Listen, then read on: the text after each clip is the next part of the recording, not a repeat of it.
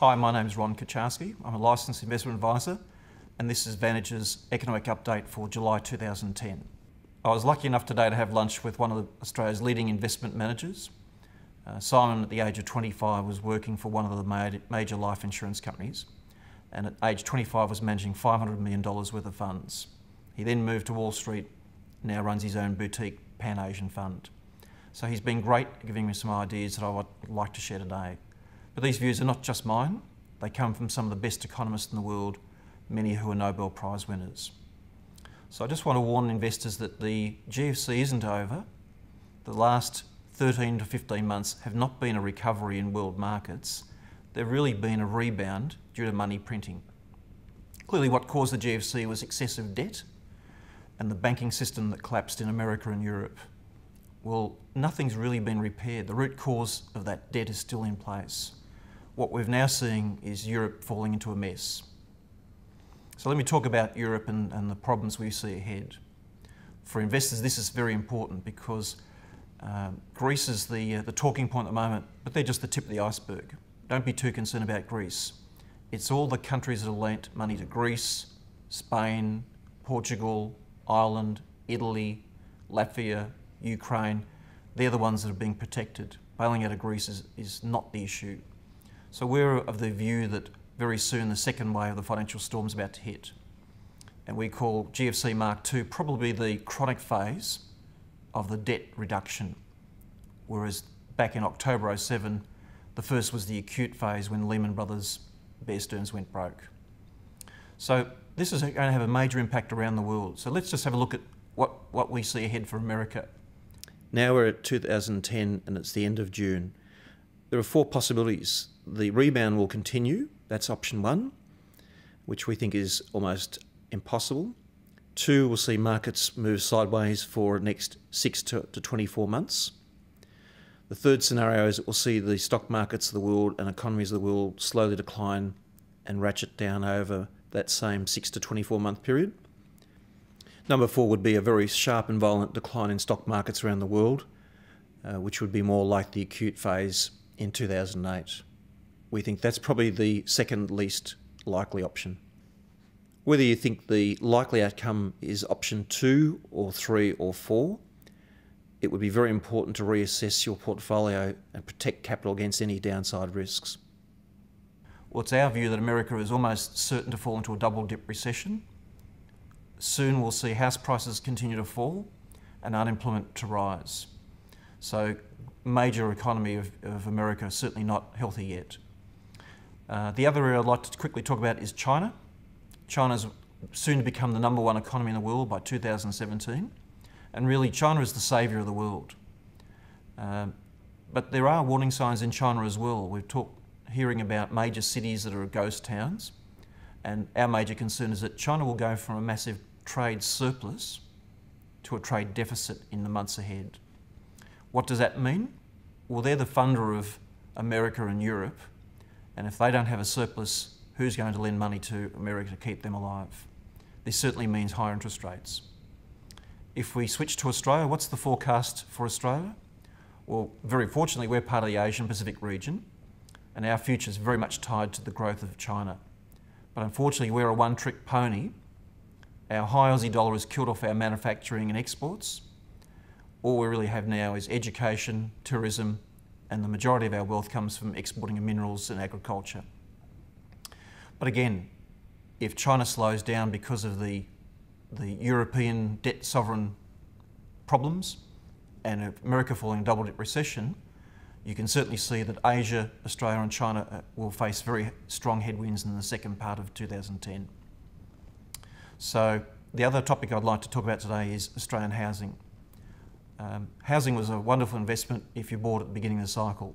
We were fortunate enough to tell people to invest in property back in 95, 97, Port Melbourne in the inner suburbs in 2000, and it's been a great investment. But we believe that housing's just peaked and the boom in housing is about to end. We think housing probably will fall 10% a year for the next 3 years, so we're predicting quite a substantial correction in home prices, and economists around the world are forecasting even greater falls. So our banks are very, very vulnerable to our housing sector. So is it a good time to be buying investment properties? We believe the answer is no. But if you bought them 5, 10 or 15 years ago, they've been one of the best investments you could have ever made, and they may be well worth holding. Next topic I'd like to talk about is the Australian stock market. Well, it's already spoken. It gave us a very clear warning 6 weeks ago in middle of May that there were problems in Europe and around the world, even USA. And since then the stock market fell 10%. Well, there will be a bounce, and we believe that's a precursor for major and further falls beyond, probably around the end of July or into August. This is important to understand. The stock market's warning us of problems overseas, and the next will be warning of a housing downturn leading the banks to fall. Commonwealth bounced from a high of $60 to a low of 24 during the GFC to nearly fully rebound to 60. If we see a problem in the housing sector, if the first home buyers start to default, if people run further in arrears, the growth in credit will not be sustained and bank stocks could easily fall, and someone like Commonwealth Bank could be at $40 by the end of the year. So textbook financial planning, or what your stockbrokers will tell you, will not be in your best interest in the next 6 months. This is not a time to buy and hold. This is a time to actively manage your portfolio and to take profits where it's appropriate. So stock markets are speaking. Are you listening to the signals?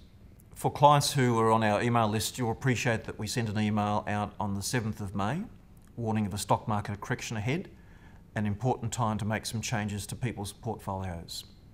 Well, the correction did occur. It's been global and most markets have dropped 10%. We're thinking there'll be a quick rebound, which is underway at the moment, before a major inflection point in the world and stock market, world economies and stock markets of the world. So this is a very, very important time for all investors to reassess what they're doing. The easy tailwinds of the last 10 or 20 years are over, and the world's facing major headwinds with the boomers past their peak spending age and interest rates rising and credit tightening.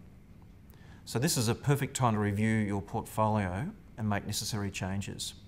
Remember, adversity always creates opportunities, and we see some significant opportunities in precious metals, in being very high in cash, investing in commodities, in agriculture, and soon all these mountains of dollars printed around the world will lead to inflation. So when inflation kicks in, you need to have hard assets, you need to have real estate, commodities and precious metals. So there are several ticking time bombs around the world, and Europe will be the start of that downturn. So the second part of the GFC, we believe, will be a slow, painful grind down over the next 2 years. For investors, this is not a time to hold and to sit and wait and ride through the storm. The buy and hold strategy over the last 30 years, we believe, will fail miserably, and we believe that you need to actively manage your investments, and that means working closer with an advisor who's got their interest aligned with you. Textbook financial planners working for banks and life insurance companies will tell you the opposite. They failed to pick the GFC the first time, they told all their clients to ride through the storm, and we saw huge losses for many people close to retirement. Well, just beware, the second wave of the financial storm will be more devastating to baby boomers.